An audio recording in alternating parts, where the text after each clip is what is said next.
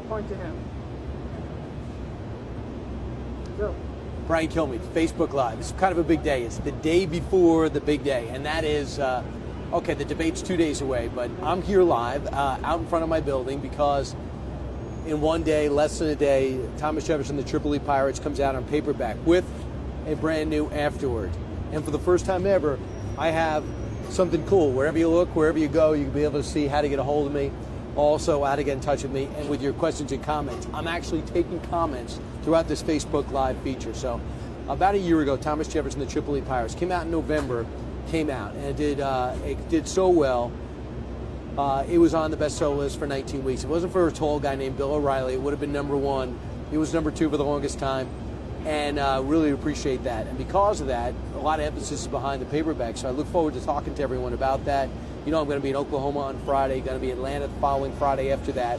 You can get all the information on how to show up and be a part of the fun and the magic at briankilmeade.com. Only about 6 stops. They also decided to take George Washington's Secret 6, and they made it one of these mass market things. So if you go to Costco, Sam's Club, or anything like that, you'll be able to get this for $9.99. So this is the book that came out 3 years ago. This book came out, this came out 2 years ago, and this came out just last year. So in case you don't know, let me just tell you, and I'll be taking your comment shortly, what this is.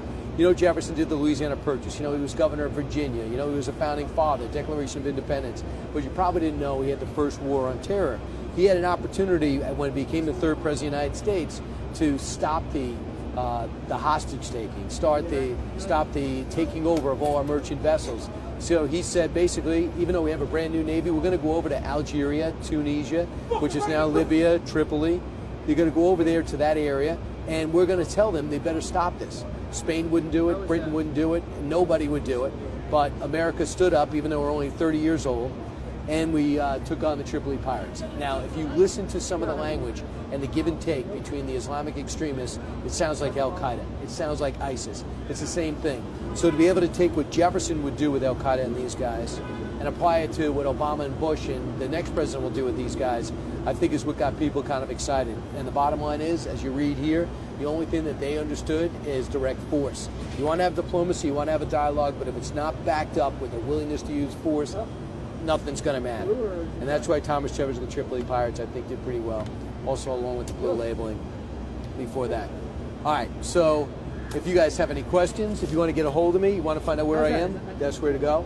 You can also catch me on Fox and Friends every day, 6 to 9, and listen to Kilmeade and Friends from 9 to noon. But one of the other things, before I get to some questions that I think stands out about this book, is you know about Jefferson, you know about John Adams, you certainly know about George Washington, but you probably don't know about Stephen Decatur. You don't know about Edward Preble. You don't know about William Eaton. And that's just it. These great Americans that lived and died without any claim or fame, only in their time. Hopefully when you read this book, like George Washington's Secret 6, you'll realize there are many more great Americans than the great Americans who founded the country. And that's what's emphasized in this book, because Stephen Decatur in the afterword, he's the guy that after the War of 1812, James Madison said, stay on your ships. William Bainbridge, you join him. He was taken hostage last time. Go to Algeria. They're starting to take hostages again like they did in 1805. They're starting to take our ships like they did. They're starting to demand extortion. Go back and show them some muscle. And they did. In Algeria, Tunisia, Tripoli, and Morocco, all gave back our hostages. All these countries came back and said, okay, we're not going to take your guys anymore. And we really had no problems in that region for the most part until Muammar Gaddafi in the 1980s with a guy named Ronald Reagan. So if you guys have any feedback, you can write me now on Facebook Live. Oscar has a question. Read Oscar's question. Read Oscar's question. Oscar says, I ask you to inform folks with who Ensign O'Bannon is, Presley O'Bannon was, and what he and his Marines did. So Oscar, it's a great question, and most Marines know this story, but when William Eaton needed some volunteers to get off the ship where they were providing mostly security and go ahead and marshal together a bunch of mercenaries and go 500 miles through the desert, a handful of Marines got off the ship, 7. Presley O'Bannon was certainly the one with the most fame and I believe the highest rank. He, along with William Eaton, marched and took a major city outside Tripoli in about 2.5 hours. Even though they were outnumbered 2 to 1, maybe 3 to 1, they were able to scale the walls and penetrate inside Derna, which is right near Benghazi, right near Tripoli, and take that city in 2.5 hours and hold on to it. that William Eaton led the charge. He was shot in the hand. So Presley O'Bannon really had to take over from there. And so effective was he with those Marines, with their reputation of charging when outnumbered, that the Marine hymn, of course, took root because of him. And number two is they were able to actually take the armaments and the cannons from the Derna crew, from the Derna army, which is really Tripoli's army, and turn it around on them, and then hold the city for at that time. Presley O'Bannon, certainly the most famous. He should have done a lot more. Should have been given a lot more credit. Kristen Lukow says this: I can't wait to read the books. I teach my students the Armed Forces songs, and this history is being taught by me, their music, and their teacher. Yep, from the shores of Tripoli to the halls of Montezuma to the shores of Tripoli. That's really where it came from. A lot of people learn the song. I'm sure Colin Kaepernick would sit down during the song, but the Marines won. They understand what's going on. Dan wants to know if the Cubs can make a comeback. Comeback? It's tied 1-1. What are you kidding? Dan, of course. I mean, when you see the grand slam in the late innings in Game 1 and then Game 2 just a 1-0 loss as they go back to Los Angeles, the one thing about the Cubs, they don't play as if they're afraid to lose. This is a brand new attitude, a brand new manager, a brand new management. I think they learned a lot from last year. I think they got a great stopper this year. I sense, though, this is going 7 because I also think the Dodgers got something special going, too. But so far, the superior talent all year long, like the 1998 Yankees, has been the Cubs. That really has nothing to do with the book, but it's fantastic. Allie. I need a bigger staff. Oh, here we go. Allie's. See Allie? Yep. Allie said, would Jefferson have succeeded in today's PC environment? Here's the thing about back then, which is kind of good. When Jefferson gave you a mission, when Washington got a mission from Congress, when James Madison had a mission and put people out into the field in the War of 1812, they were told, go win. And these are the amount of troops you have. I don't care how you do it. Now you have drones overhead.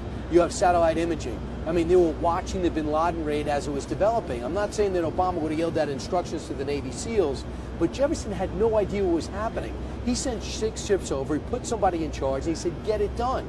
He wasn't micromanaging. They came back and told us what happened later. The bad news was delayed, the good news was delayed. So therefore, in today's environment, it would have been tough, but my hunch is that Jefferson knows he was a great mind, but not a great military mind. He would have left it to the military men running the war. So my answer is yes, but it would have been really tough. Jefferson also had a lot of critics, and that war, very unpopular. That war was something he did when Congress was out. He put the guys over there, they had a blockade.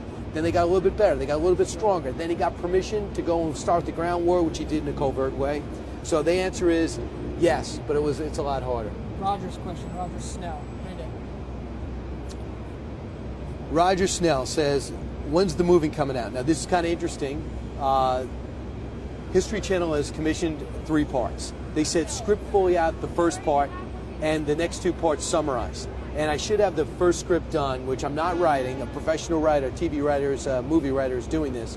And I'm doing it with Think Factory, the people who did Hatfields and McCoys and Texas Rising, and doing a great Tennessee series that's coming out shortly you're going to hear about. And I think we should have some good news during the release of the paperback before December 25th, when I'm really done for the most part with the promotion. But it is a natural movie, a little pricey, but certainly worth it. Couldn't we leave a good American story? I love this system. Some people were asking for questions. Oh, guys, if you have big questions, I know you're watching right now. Fox and Friends, I know may be over, but I'm here. I got this brand new sign on the side of the building. All right. So if you have any questions, just go on Facebook. You're obviously watching Facebook now. Kelly Russell Edwards says, do you think Jefferson would fall under the deplorables?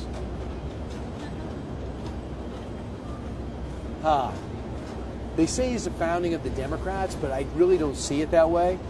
He's someone who didn't want centralized power. He wanted the power to go to the states, which is libertarian Republican. I really think I feel as though, as nasty as the campaign went, he might be labeled under the deplorables, but I don't think Jefferson was a guy that loved conflict. He didn't love to be hated. In fact, if he was going to do something that was against the populace or against something that would get him criticism, he'd often do in the dark of night. He'd do it through other people. In other words, he'd stab you in the back but not leave fingerprints. So I don't think he would do that. James wants to know, what's my take on the UN, the internet, and WikiLeaks censoring? That's what's happening right now. I don't know if you heard, but somehow this the United Nations is cracking down on WikiLeaks. All of a sudden, they're upset about the leak of emails from Hillary Clinton, but they weren't really upset when national secrets were let out to all these other governments before. They weren't upset with WikiLeaks being holed up in various governments and various embassies around the world. Now they've put their foot down. Why? Because Hillary Clinton is the preferred candidate of the United Nations. But again, the world opinion mattered. This is how it relates to Thomas Jefferson and the Tripoli Pirates. The reason we fought the war, we had to prove that we were going to be strong enough to stand up for ourselves around the world. That if you were going to take our guys and you were going to pillage the cargo, they were going to come back after you with force, or else, and I have the quotes in the book, or else if you don't fight the first guy that tries to punch you in the nose, you're going to have to be fighting dozens of guys that try to punch you in the nose. Okay, Barbara says this: it was a great read, and I was amazed to learn we were fighting Islamic terrorists clear back on Jefferson's day. And here's what they were saying. Keep in mind this. A lot of you out there are thinking, if I was in power, if I was in the State Department, I'd be able to talk our way out of this. I'd be able to explain to bin Laden, Zarqawi, and al-Baghdadi what kind of country we are. We have no problem with them. Bottom line is, Jefferson thought the same thing, so did Adams.